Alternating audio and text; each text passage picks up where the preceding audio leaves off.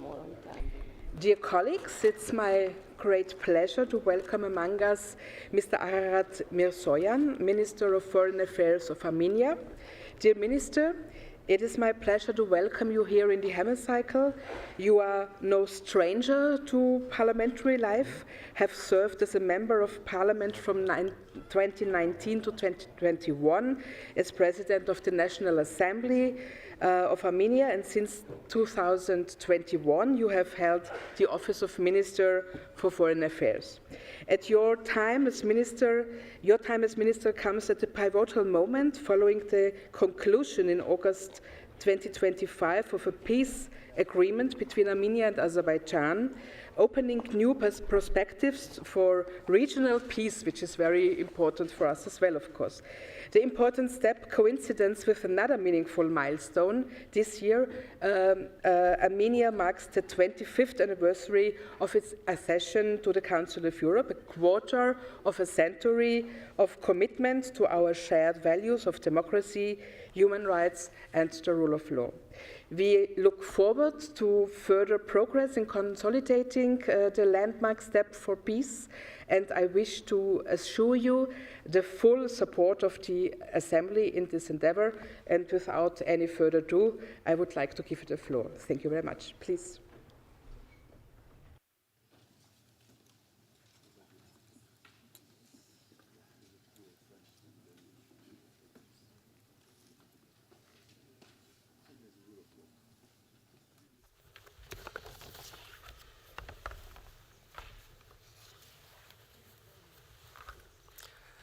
Madam President of the Parliamentary Assembly, Mr. Secretary General, Madam Secretary General of the Parliamentary Assembly, distinguished members of the Parliamentary Assembly, Excellencies, ladies and gentlemen.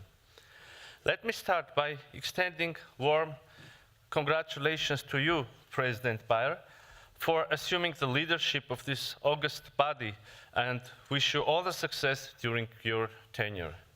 I would also like to express gratitude to you for the opportunity to address this highly respected European agora of democratic debates. And of course, my special thanks to the Secretary General of the Council of Europe, Mr. Alain Berset, for the warm welcome extended to me and my delegation. It is an honor and a privilege to address the Assembly on the occasion of the 25th anniversary of the Republic of Armenia's accession to the Council of Europe. We have gathered to celebrate the valued membership of Armenia in the Council of Europe and to recognize Armenia's remarkable achievements over the recent years in ensuring the rule of law and protection of human rights and fundamental freedoms. This jubilee provides an opportunity to reflect on the path we have traveled together, the challenges faced, the moments of shared resolve, and the achievements made possible through joint efforts. It is also a chance to reflect collectively on today's common challenges and uncertainties, such as hybrid attacks against democracies, including malicious spread of disinformation and weaponization of information, foreign interferences into domestic democratic processes such as elections, last but not least, undermining international law and the erosion of the multilateral system. All of these put our values and principles to the test, and it is our shared responsibility to safeguard them in an increasingly complex and fragile international environment. The 75-year legacy of the Council of Europe as a standard setter of democracy, human rights, and the rule of law empowers the organization to expand its role in countering global democratic backsliding and contributing to the restoration of trust in the international architecture. Distinguished members of the Parliamentary Assembly, since Armenia's accession, the Council of Europe has played a significant role in nurturing hope for democratic values in their eventual incorporation into the very fabric of Armenian society and statehood. Each reform, each ratified convention, each institutional development has meant not just a technical change, but tangible and practical improvement in the lives of ordinary citizens. Armenia's accession to the European Convention on Human Rights introduced the right to appeal to the European Court of Human Rights, providing a place where citizens can seek justice and fairness when the domestic legal remedies fall short. The abolition of capital punishment guaranteed the fundamental right to life, ensuring that no individual can be sentenced to death.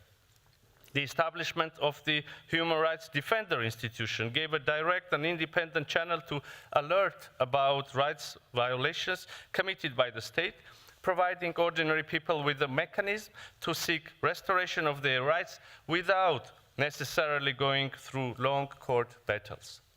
The Venice Commission, through its legal opinions, acted as a watchdog aimed at ensuring that legislative reforms met international standards. The Group of States Against Corruption, the GRECO, provided regular monitoring and pressure to implement transparent anti-bribery laws and promote integrity within government. Accession to the European Charter of Local Self-Government empowered local communities to manage their own affairs with greater autonomy from the central government. Ladies and gentlemen, I named only basic illustrative examples, but of course the list can go on and on. But let us be very frank, and I really hope that this message won't be misunderstood. This process of prescribing reforms from outside could have continued for ages without reaching the finish line, turning Armenia into a democracy, because there was no genuine interest on the level of government. Thus, in Armenia, people changed the government, becoming the driving force behind change and democracy. Madam President, the peaceful democratic revolution marked a turning point in the modern history of our country. After tasting the bitterness of all previous failures, in 2018, I myself walked along hundreds of thousands of my fellow citizens, my sisters and brothers, who filled the streets and cities of Armenia, not with weapons, but with open hands and a fierce, burning belief that we deserved better. Fair and legitimate elections and right to form government through our votes. Open, accountable, and transparent governance. State institutions free from corruption. Social justice. Taxes being spent on building schools and roads for the people, not castles and private estates for oligarchs and corrupt officials. Businesses operating without paying bribes to officials and competing without artificial monopolies. An independent and efficient judiciary. And we proved that our nation can choose its own destiny. Since 2018, Armenia has implemented extensive reforms. Our achievements registered since are reflected in the indices of reputable organizations like Freedom House, Reporters Without Borders, Transparency International, and many others. And of course, in the reports and resolutions of this very prestigious body. Most importantly, Armenia successfully conducted 2 snap parliamentary elections that earned both domestic and international recognition as completely free and fair, including by this august body. These milestones demonstrated a genuine transition, ensuring that the will of the citizens is accurately reflected at the ballot box. This June, Armenia will hold parliamentary elections. For us, it represents a vital milestone in cementing the irreversibility of our democracy. It is the moment where the Armenian people will once again demonstrate that their will is the only source of power in our country. However, we are not naive to the realities of the modern world. We know that the enemies of freedom do not sleep. We must acknowledge that they can be very creative. They are ready to pump millions of dollars into propaganda machines and illegal schemes of interference, and they own near limitless media resources. They want to derail our sovereign choice for peace and democracy, and they want to take us back into the darkness of authoritarianism, endless conflict with neighbors, and weak sovereignty. They want to use the very tools and mechanisms of democracy to destroy democracy. Confronting these challenges has become a daily activity. Of course, there comes the dilemma and the delicate line between upholding the freedom of expression, pluralistic media on one hand, and on the other hand, the decisiveness to confront the malign actors aiming to misuse the freedom and undermine the trust in society, our democracy itself. Those efforts will only increase as Armenia is heading towards parliamentary elections this year. But I stand here to tell you, they will not succeed. Our society has developed an immunity to lies, and our resolve to defend our hard-won freedoms is stronger than any shadow operation. To protect democracy in Armenia, we will rely on democracy itself and the mechanisms it provides, as also outlined by the Prime Minister of Armenia, Mr. Pashinyan, just months ago in his address to this body. We will be both prudent and decisive with our partners, including the Council of Europe and its Parliamentary Assembly. We will ensure that these elections will serve as a showcase of our democratic resilience. Distinguished parliamentarians, despite the painful experiences of recent years, including the war and the humanitarian consequences that followed, Armenia has made a clear and deliberate choice for peace, taking strong steps that enabled the South Caucasus to move to peace and cooperation in the region and beyond. The Washington Peace Summit on August 8, 2025 marked a historical turning point with the signing of the joint declaration by Armenia's Prime Minister and Azerbaijan's President, the United States President as a witness.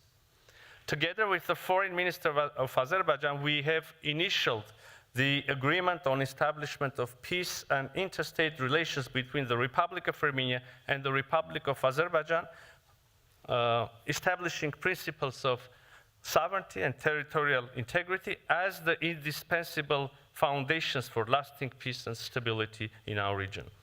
For Armenia, this is a solemn pledge to our citizens, to all who suffered through decades of conflict, and to our future generations, that we will choose cooperation over confrontation, hope over despair, development over decline. Meanwhile, respect for human rights and dignity is crucial to restoring trust and reconciliation between societies, turning the page of decades of suffering and paving the way for a peaceful future. Indeed, the recent release of the 4 Armenian prisoners held in Azerbaijan offers hope for this. The subsequent release of the remaining 19 Armenian detainees currently still held in Azerbaijan, as well as the cooperation in clarification of the fate of missing persons, would undoubtedly represent a meaningful contribution to reconciliation. Peace, much like the democracy, cannot be taken for granted. It must be constantly nurtured, defended, and renewed in the face of both external and internal pressures. In this context, I want to stress that we deeply value the Council of Europe's consistent attention to our region and appreciate the unwavering commitment of the Secretary General, the PASE President, and this Assembly in supporting the normalization between Armenia and Azerbaijan. Your support for lasting peace, the humanitarian dimension of normalization, and human rights remain vital as we turn the page of decades of enmity. We thank you for standing with us on this historic path toward a stable and prosperous future. At the same time, Armenia remains fully dedicated to the full normalization of relations with Turkey. Continued progress in Armenia-Turkey normalization, including the full opening of the border and establishment of diplomatic relations and restoration of the Gyumri-Kars railway, will be crucial investment in strengthening regional stability and prosperity. Distinguished members of the Assembly, last spring, the Parliament of Armenia adopted the law initiating the EU accession process. The support from both the government and parliament underscores that our shared vision of European integration is not just a political goal, but a societal choice driven by civic initiative. This represents the democratic will of the Armenian people to anchor our future in the European family of nations as an authentic reflection of our values and identity. Another milestone was achieved last December when the strategic agenda for the Armenian-EU partnership was adopted in Brussels, complementing the Armenian-EU Comprehensive and Enhanced Partnership Agreement, CEPA, elevating our partnership to a strategic level. In May this year, in Yerevan, we will host heads of state of Europe to participate in the 8th summit of the European political community, a crucial pan-European platform to discuss evolving challenges and identify necessary steps to address them. Madam President, Armenia's unwavering dedication to democracy, human rights, and the rule of law defines who we are as a nation. Today, we renew the choice we made 25 years ago. We do so knowing that our journey of peace and democracy will face tests, that external pressures will seek to divert us, and that the road ahead remains challenging. But we also know that we do not walk this path alone. The people of Armenia know this. The Council of Europe and this Assembly stand with us. For this partnership, for this solidarity, and for the shared belief that our common values are worth defending, we express our profound gratitude. It is symbolic that following our exchange on the occasion of 25th anniversary of Armenia's membership to the Council of Europe, we will present Armenia's official gift to the Secretary General, a manuscript reproduction of the first Armenian legal code, Datastanagirk, created in the 12th century. This masterpiece serves as a reminder of our nation's deep-rooted dedication to justice and the rule of law. I invite you all to join us for this special occasion. I thank you for your attention. I will respond with pleasure to your questions, if any.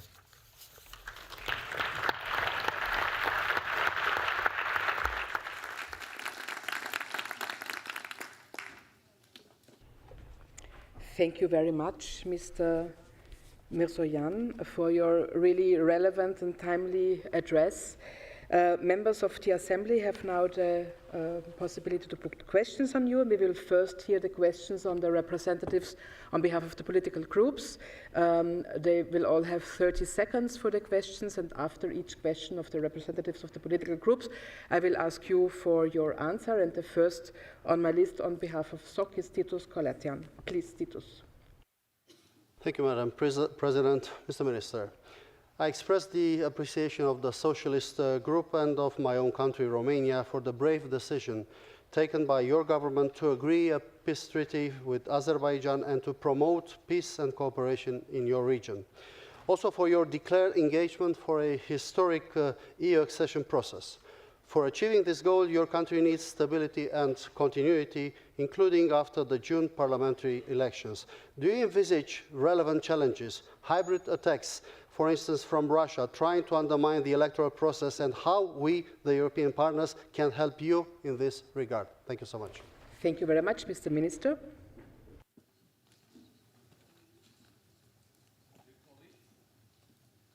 Thank you very much for your very important question.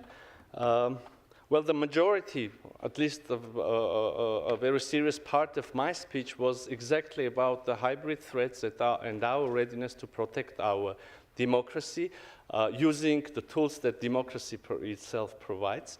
Of course, we assume that the challenges and the hybrid attacks will continuously increase as we approach to the elections which are going to take place in early days of June, most probably. But we also, like I said, have very certain immunity to all these hybrid threats. Well, the good news is that we have been living in the environment full with hybrid threats during past 4 or 5 years. We have witnessed and survived a military coup d'etat. We have witnessed violent protest movements on the street, some other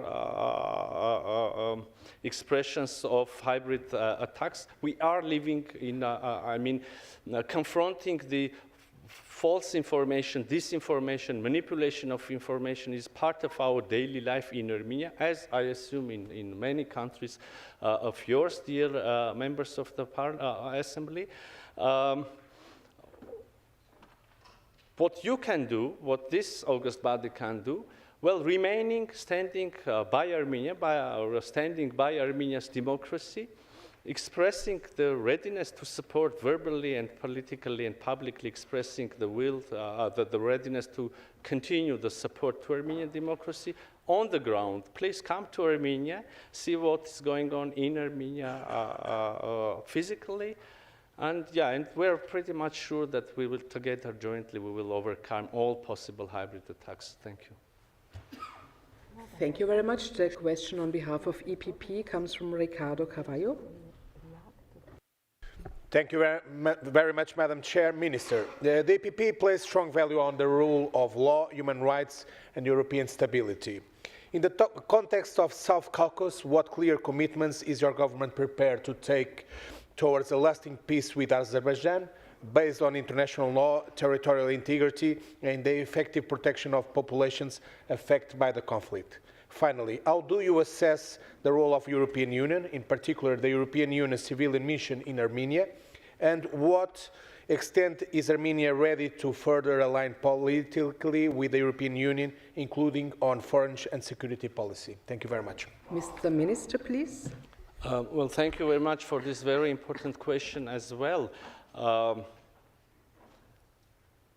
We do enjoy peace now between Armenia and Azerbaijan. It's been already several months, and our belief is that by our daily care, because peace continuously needs to be taken care of and nurturing, so we are also we also believe that in future as well, the two nations, Armenia and Azerbaijan, we will continue enjoying peace and cooperation. It is interesting to note that since the August 8th Peace Summit and Peace Declaration, there already have several developments already have taken place on the ground. For instance, we cannot avoid mentioning this, and we do this with pleasure and with acknowledgement. Azerbaijan has already lifted the ban for transits for our goods to Armenia. Now the two countries we have started a bilateral trade, and the two countries' respective agencies and committees are currently discussing other possibilities of bilateral trade from Armenia and transit of goods from Armenia to Azerbaijan, from Azerbaijan to Armenia. So this is already quite a milestone and quite an achievement. Also, in frames of Washington Peace Summit, another very interesting development took place. The leaders agreed upon the principles of unblocking the regional transport communications, unblocking the infrastructure. They defined the fundamental principles, and you mentioned some of them: territorial integrity, sovereignty of the states, national jurisdiction of the states over the infrastructure. This is also very important to note, because for months, during the months and the years of negotiations, there have been several interpretations of national jurisdiction. Now the national jurisdiction and sovereignty over the infrastructure is fully acknowledged, written down, signed and published. By the way, this important thing also was reconfirmed just weeks ago, on 14th of January this year already. We, with our American partners, agreed upon a more detailed principles and modalities of operating the infrastructure. You also know that during the Peace Summit in Washington, we agreed to establish TRIP, Trump Road for International Peace and Prosperity. This is part of the infrastructure on Armenia's sovereign territory. It will be operating according to our legislation and under our jurisdiction. And this TRIP, along with the other parts of transit infrastructure, will enable the two countries not only to become a transit hub to make South Caucasus a transit hub for transits, for connecting people, but also goods, also the countries from EU to Central Asia and the opposite direction. But also it will become another semantic factor of peace and cooperation in our region. So there are several components of the peace. There is the treaty, which has been initialed, and hopefully is going to be signed and ratified in coming months, and hopefully months. And also there is the component of unblocking of communications. There is the component of helping each other when it comes to transit. Things are really happening. Things are really moving forward, and we hope for and don't and make every possible effort to make sure that this will bring us to a better future. Thank you. We indeed share this hope. The next question will be posed by Edward Lee on behalf of ECPA. Minister, the Armenian Apostolic Church is 1,700 years old and one of the last bastions of independent thought in Armenia. Mr. Pashinyan, the Prime Minister, stated that he wants to take over the Armenian Apostolic Church and replace it with, quote, a state-centered church, one that is banned from dissenting from the state. And to this end, he has arrested a third of the bishops of Armenia. How is this anything other than a violation of the democratic rights of religious freedom and freedom of speech that every member of the Council of Europe is supposed to uphold? Mr. Minister. Thank you very much for this question. I really acknowledge that this is a question, this is a rumor, I'm sorry for using this word, that should be touched upon and clarified. But before that, I will, if you allow, I will continue. I understand that I missed a part of your question, the EU civilian mission, which was deployed to Armenia to monitor the situation and stability along the Armenian-Azerbaijani border. Back then, when this decision, respective decision, was made by our EU colleagues and the member states, we really needed the presence of an objective monitoring mission. And this is for me another opportunity to express our gratitude to those who made this decision in EU and member states. I should also state that indeed this mission played significant role in and supported the real stability along Armenian Azerbaijani border. We also understand that time has passed and now we do have peace, and we should think how this mission can continue to support our internal, maybe some border management capacities, maybe others. So I'm very sorry to taking a little bit time from your question, but I acknowledge, Sir Edward, your efforts and your contribution in the cause of preservation of Armenian cultural and spiritual heritage in Jerusalem, the Armenian quarter of Jerusalem. At the same time, I'm afraid, and I have to say that I completely disagree with some of your qualifications, and I'm afraid your information is not completely true, to say the least. There is no persecution of clergymen in Armenia. But I want to come up with a question to you. You have a situation when some citizens of Armenia publicly call for violent remove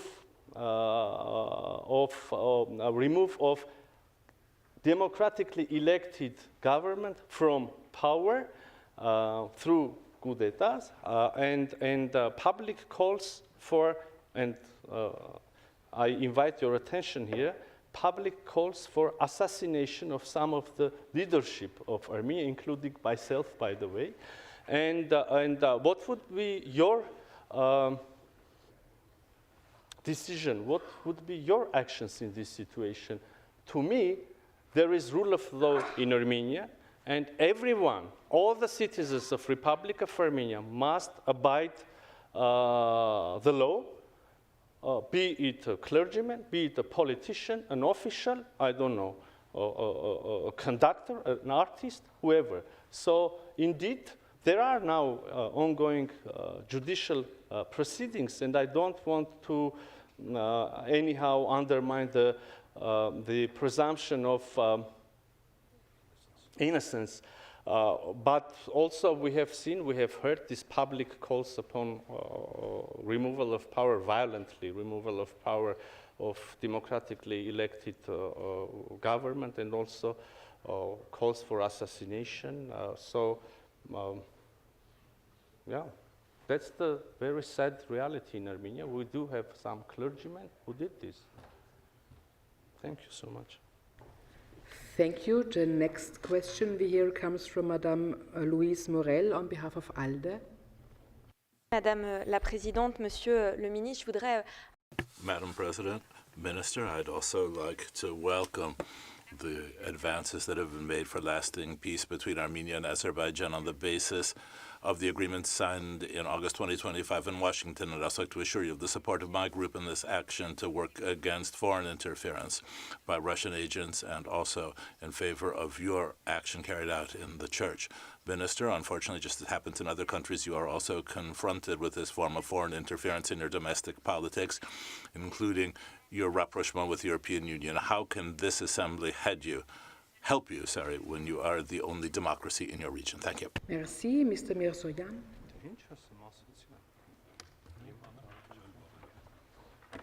Well, thank you very much for the question. Basically, I already had the chance to address this question, to speak a little bit about the hybrid attacks against Armenia's democracy and the readiness of democratic powers and the people of Armenia, most importantly, and determination of the people of Armenia to protect the democracy in Armenia.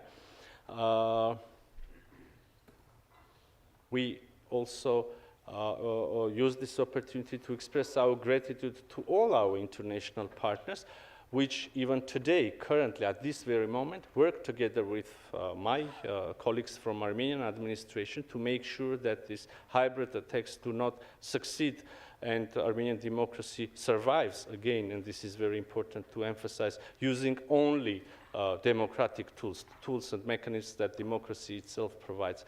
In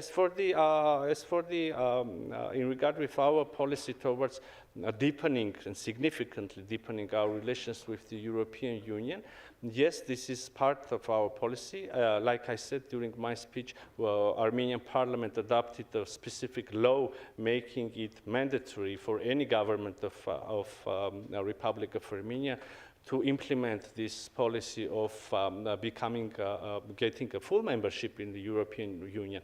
Meanwhile, to this end, we are currently implementing various steps together jointly with our EU colleagues, including the sectoral integration, including, for instance, the visa liberalization, the several tools and mechanisms to support Armenia's democracy, like the European Peace Facility, like the Growth and Resilience Plan that was implemented, and hopefully we will continue our joint efforts. Thank you. Thank you. And the round on behalf of the questions of political groups are concluded by Laura Costel on behalf of UL. Thank you, Madam Chair. Dear Minister, the peace process with Azerbaijan continues to face challenges related to the finalization and implementation of a comprehensive agreement, the border delimitation, a secure and sovereign connectivity, and outstanding humanitarian issues, including detainees, missing persons, and the rights of displaced populations. In this context, I know that you have explained a lot, but maybe you could elaborate more. How is your government working to advance the dialogue and confidence building, and what steps are being taken to promote progress with appropriate international support towards a sustainable and just peace? Thank you. Mr. Minister, please. Thank you very much. Both the government, the political circles, and also the people of Armenia really make every possible effort to make sure that the peace established between Armenia and Azerbaijan is lasting, and this peace and the agreements that we have had already agreed between Armenia and Azerbaijan help us to bring the two countries and the region as a whole to the era of cooperation and prosperity. At the same time, we acknowledge that there are several layers of this very complex issue, and one is the humanitarian dimension, the fate of missing persons, the release of the 19 Armenian detainees from captivity from Azerbaijan. These are issues that should be addressed. Both the government and the civil society of Republic of Armenia, we continue our efforts and our negotiations, our discussions with, first of all, with Azerbaijani colleagues, but also with our international partners, because your support and your contribution is this very important issue is crucial, is vital, and will be much appreciated. I already touched upon one of the aspects of ongoing and the peace process of established peace. And here I'm speaking about the bilateral trade between Armenia and Azerbaijan. I'm speaking about the transit through territory of Azerbaijan to Armenia. Also, it is important to emphasize that immediately after this lift of ban by Azerbaijan, Armenia publicly, and the Prime Minister of the Republic of Armenia publicly declared that the borders of the Republic of Armenia are now open for transit to Azerbaijan and for Azerbaijan, as well as to Turkey and from Turkey. Unfortunately, our neighbors haven't used this opportunity so far. But also, along with this economic layer, economic aspect of the issue, I should also mention the cooperation and the dialogue that is established and is ongoing between the representatives of civic society.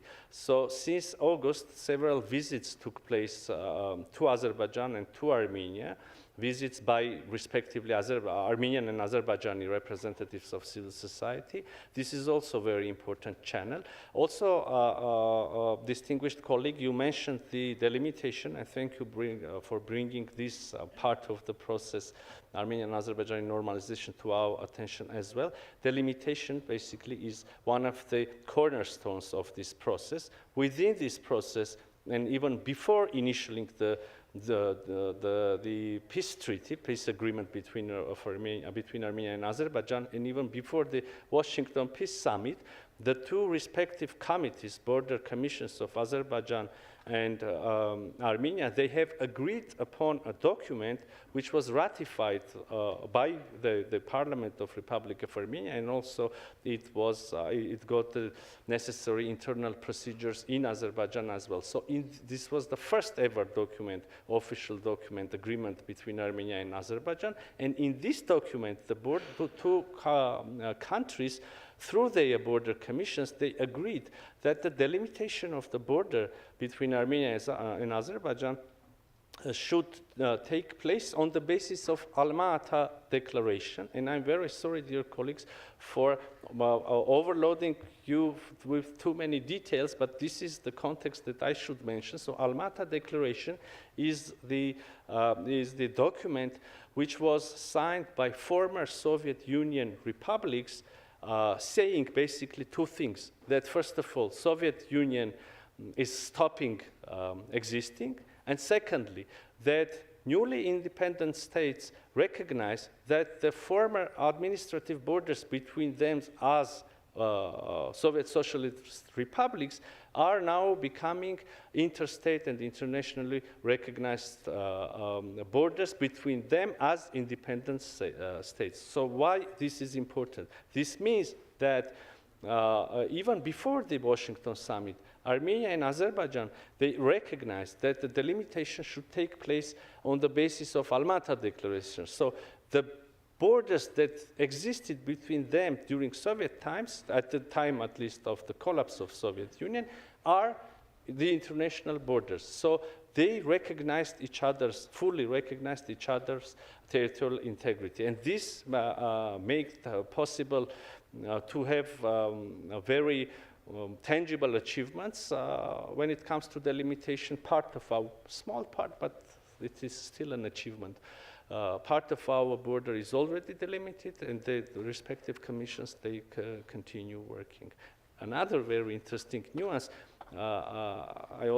like I said, this document, it passed through internal domestic procedures, including the approval by the Constitutional Court of Armenia. So this is interesting to note. By that time, and by doing that, Constitutional Court of Armenia recognized that the borders which were established or recognized, acknowledged by the Almaty Declaration are fully constitutional and have no contradiction with the Constitution of Armenia. Thank you, and I'm very sorry for this long and probably boring answer. Not boring at all. I will give the floor now to other speakers, and I will group them always in three, and after the three, ask you to ask for the question, and the very first one on my list is Andrea Ida-Kitstaller. Herr Minister, ich werde auf Deutsch. Thank you. I was speaking German. You told us that your country is now at peace, and you told us a great deal about the situation in your country and the improvements there. An agreement has been reached with a view to strengthen economic relations with the USA. That's been signed. That also provides guarantees regarding trade. When will this come into effect? And could you tell us more about the current state of your relations with the United States? And more specifically, could you tell us more about preparation in the run-up to the elections in June? Bisera Kostadinovska-Stojewska, please, Bisera. Thank you, Madam President. Mr. Mիրζοϊάννη, I had the privilege of being in Armenia on one occasion, but I went through the visa process that was quite long. So my question to you is, what are your overtakings? What do you think of the visa liberalization process between Armenia and North Macedonia? Thank you. Thank you. And the third is Hassan Datchoy. Dear Prime Minister, as you have mentioned in your speech, plus we are following the rapprochement between Armenia and Turkey.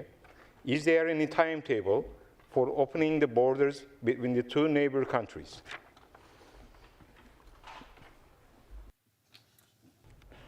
Mr. Minister, please, when you are ready to reply. Thank you very much, dear colleagues. So Armenia, United States relations with the United States of America, we have established strategic partnership. This was declared, signed last year. And then this readiness and commitment of the United States was reaffirmed by the current administration of President Trump.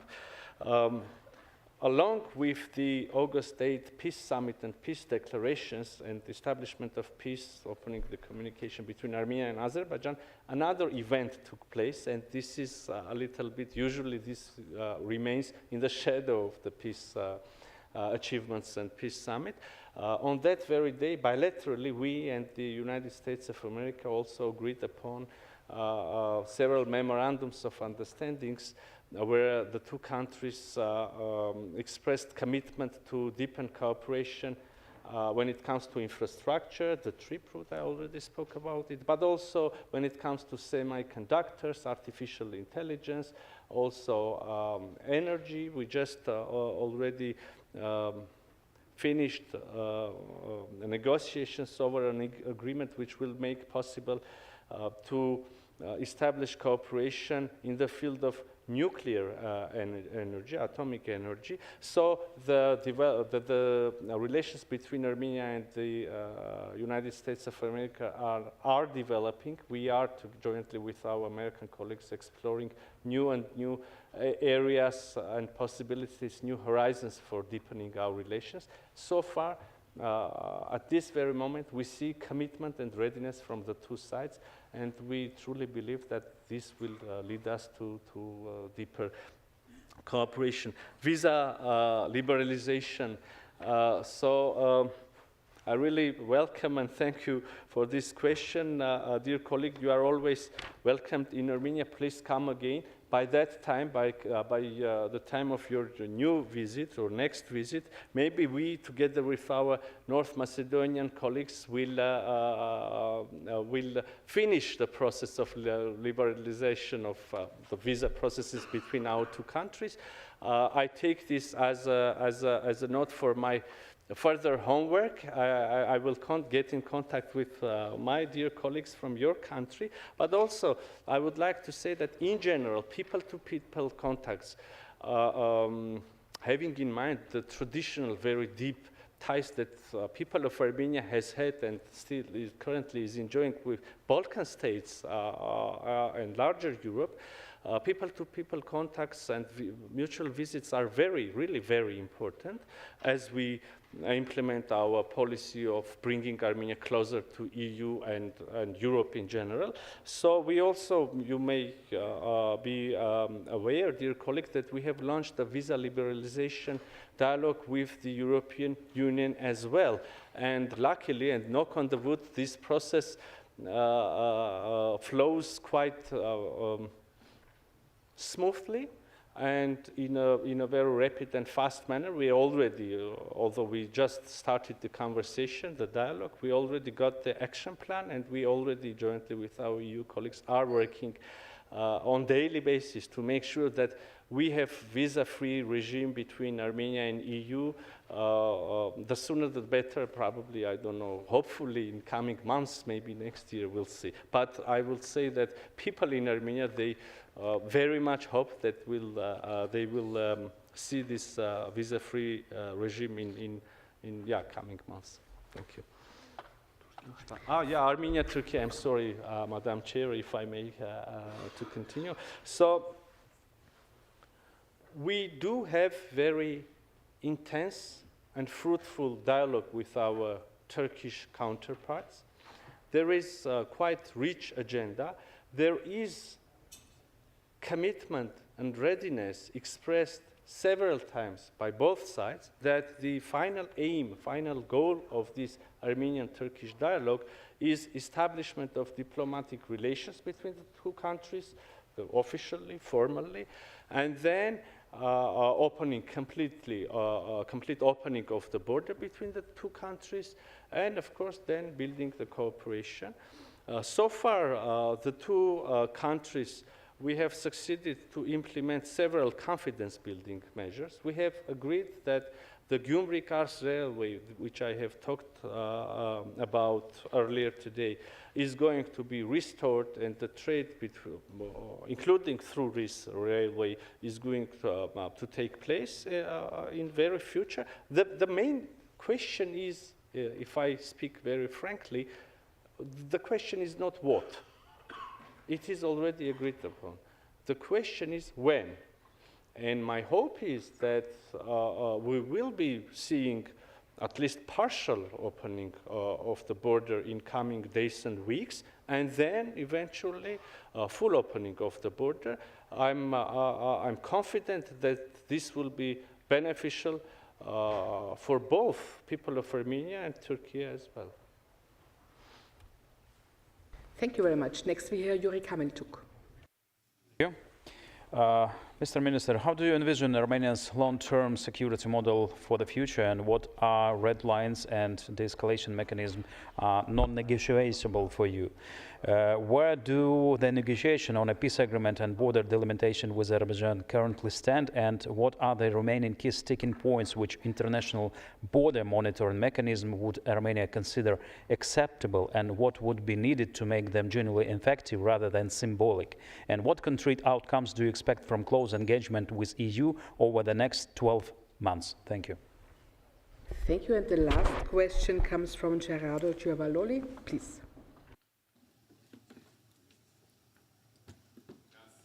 Presidente, onorevole Ministro. Minister, Armenia has had a long conflict with Azerbaijan, and a few months ago a truce was arrived at. But this needs to still stand the test of time.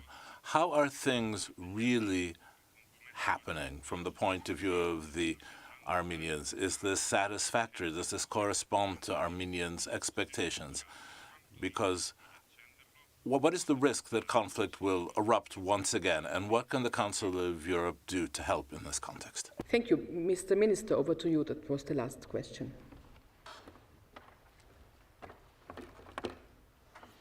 Well, thank you very much, dear colleagues. I have to say that I already touched upon these topics and I basically answered to these questions. But once again, we are pretty much sure that the European Union will continue playing a vital and significant role in maintaining not only stability and prosperity in the region, cooperation in our region, in the South Caucasus, but also in strengthening Armenian institutions, like most probably the border management. So we are looking forward to this further engagement. In regard with how lasting the peace will be, you know, it depends on us, on all of us, on people in Armenia, on people in Azerbaijan. We have had a very sad, tragic story of enmity in our region. Story of a conflict which lasted decades. Story of conflict, roots of which go even deeper into the last century. So every single moment, those who are and will be in power in Armenia, but also who go, for those who visit the ballot boxes during elections, will remember that peace needs to be taken care of. Peace needs to be nurtured. Now, peace is, it's very simple. Peace is better than war. Cooperation is better than confrontation. It is not easy. The wounds are still very fresh.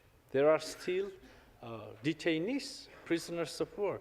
There are still the missing persons whose fate is yet to be clarified jointly, by joint efforts, by respective agencies and professionals, experts from Azerbaijan and Armenia. There is huge psychological trauma in society. But also we understand that this trauma should be overcome. The steps should be undertaken by governments and by societies themselves, because governments can agree upon the papers, that governments can sign treaties, but the societies will not live in the environment and atmosphere of cooperation if they do not overcome the psychological trauma and if the societies do not reconcile.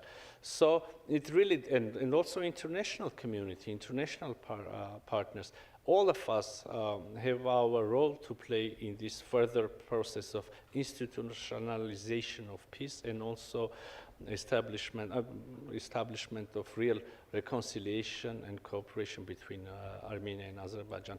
But I'm really confident, dear colleagues, and this is probably the last remark that I want to share with you today. I'm really confident that the real peace, the real cooperation, prosperity of nations in South Caucasus is very tangible. It is very close, and I really see it happening in close, near future. Thank you so much for your attention.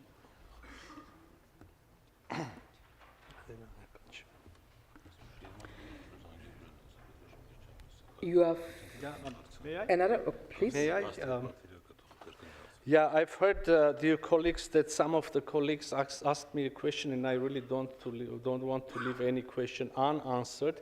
So one of the colleagues, if I understand it correctly, and if I'm not mistaken, spoke about a so-called Zangezur corridor. So once again, dear colleagues, I want to invite you to read the declaration that was signed by the President of Azerbaijan and the Prime Minister of Republic of Armenia. It is a public document, and there is a very clear wording there. The sides agreed to open the transport transit infrastructure to unblock the connectivity issue. And also, there is a provision about establishment of TRIP route, Trump route for international peace and prosperity. So there is no Zangezur corridor agreed by the sides. There is no Zangezur corridor, and of course, accordingly, respectively, there are no specific modalities for this non-existing Zangezur corridor. There is no corridor at all. There is TRIP route. Please read very clearly. It is public, and there is exact wording regarding this. But I don't want this last remark to spoil the whole positive atmosphere and environment that currently we are enjoying when it comes to normalization between Armenia and Azerbaijan. Thank you. That brings us to the end of our exchange with Mr. Mirzoyan. On behalf of the Assembly, I would like to thank you very much for answering our questions so elaborate. Thank you very much.